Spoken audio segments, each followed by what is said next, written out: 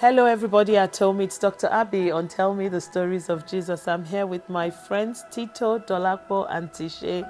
And again, it's the second Sunday in November, and we're talking about dreams. Last Sunday, we talked about dreams of warning, isn't it? Yeah. Yes, dreams. We talked about Abimelech and how God warned him in the dream. And we talked about other people that God has warned in their dreams, yeah? Like Laban, Jacob's uncle, like Pilate, different people. And yes, and God warns in the dream, and it's better for you to listen to his warning, but so so that you don't get into trouble. But like Pilate, he didn't listen. But there is a reason God makes us to dream, isn't it? Yeah. Yes, so that he uses it to help us. It talks to us through our dreams. And we dream when we sleep, isn't it? Yeah, you have to sleep to be able to dream. Today we are reading the Bible. Where are we reading? Tell me. Pharaoh's dream. Yes, where in the Bible? Genesis chapter 41. Yes, because we're children of God, friends of Jesus that bring our Bibles, yeah? We read our Bibles, we go back to check everything that is in it, and we're reading Genesis chapter 41. And the person who is dreaming this time is Pharaoh. Pharaoh is also a king, like Abimelech, yeah? And one night he goes to bed and he sleeps, and he finds himself by a river, the river Nile. And as he's by the river, he saw 7 big cows by the river, feeding, walking. Yeah, he saw them. And then shortly after, he saw 7 very lean cows, skinny. They came. And you know what? The lean ones ate the big ones. That was strange, because you would have thought the big ones are the ones that will eat the, lean ones. And he woke up, and then he slept back. And when he slept again, then he saw a stalk, that's a plant, that had like 7 heads. So like 7 corn coming out of it. Yeah? 7 like wheat. 7 healthy wheat. Yes, healthy ones. And then he saw another stalk with 7 lean ones. Skinny And ones that are like dead. yes, and the lean ones ate the healthy ones. And he was troubled, because both dreams are similar, isn't it? Yeah. Something skinny eating something healthy and big. And so he said, I need somebody to interpret this dream for me. I need somebody. And then someone in the palace, which is another story. Remember the gentleman called Joseph. And they went to bring Joseph, and Joseph interpreted the dream. And the meaning was that Egypt, where Pharaoh was the king, they were going to have 7 years where there will be so many things, so many food, 7 years of abundance. And then after that, there was going to be 7 years of famine, no food, nothing. Everybody will be starving. So Pharaoh now told Joseph, so what do I do? What do we do? And then Joseph advised them, when there is a lot, you keep aside. And he told them the percentage to be keeping aside for that 7 years when they have a lot. And that if they do that, when the other 7 years comes where there is nothing, they will have food in store, isn't it? So the same way, you don't spend all the money that maybe aunties and uncles give to you, isn't it? You keep some aside, and then for rainy days, then you have extra money. So that's just an aside. So that brings us to the end of Pharaoh's dream. Last week we said the dream was dream of warning, yeah? This week it's a dream of, we'll call it prophecy.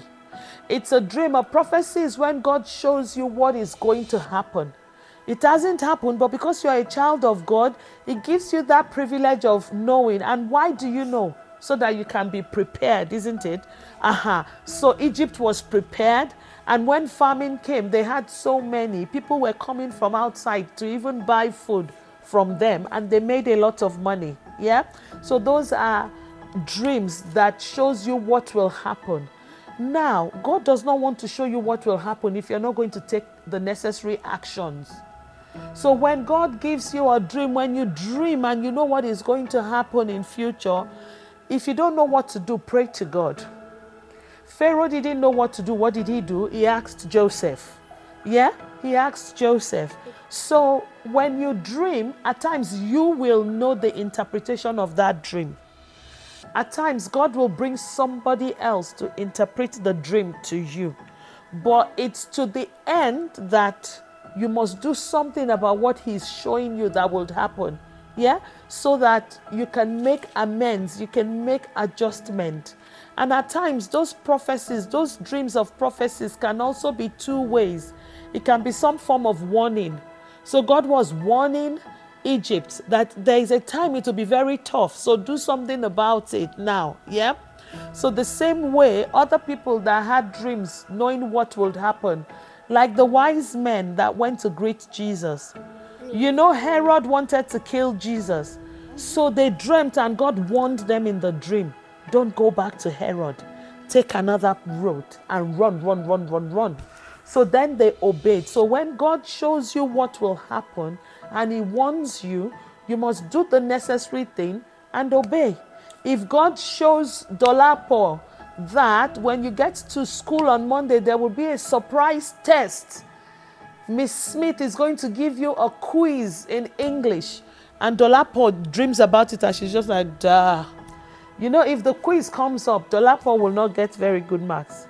But if God shows it to Dolapo in Dolapo's dream, and then Dolapo goes to quickly revise and checks her English and everything, by the time Miss Smith says quiz, Dolapo is like, I'm ready. And then she's going to score 100%. Because God has shown her, God has warned her, and she has done the needful thing. Yeah? The lesson we're learning here is that when God shows it to us, you know, the dream, it is the meaning behind the dream. Not that in real life, you know, in real life, it never happened that one cow ate another cow. It was just like an illustration. That's why when we dream, we always have to ask God to interpret it to us. If we can't, He will send somebody. And one last lesson that I want us to learn. When you then dream and God is telling you about the future, another person God told about the future was Samuel. Another person was Joseph with the coat of many colors. Remember when God told him that he was going to be great, yeah? You must be careful the person you tell your dream to. So Pharaoh told the right person who interpreted it properly, yeah? But Joseph, he went to tell his dreams to his brothers and they were very jealous and angry with him. And they sold him away as a slave, isn't it? So if you tell your dream to the wrong person, you might get in trouble. So for now, as little boys and girls, when we have dreams, tell your parents. Pray about it. And your parents will then know what to do. Your parents will help you. They will guide you. Read the Bible. Pray that God brings somebody that will interpret it to you, okay? So we've talked about dream of warning, and we need to heed to the warning. We've talked about dream of prophecy, where God tells us what will happen, and we have to do something about it also. So when God gives us a dream, we need to take action, yeah? And next Sunday, we're going to talk about another type of dream.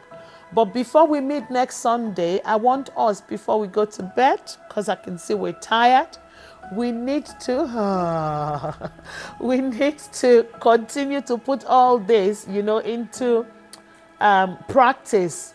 If you have a dream, tell mommy, tell daddy. If God wants you in your dream, listen to the warning. If God is telling you about the future, plan for it.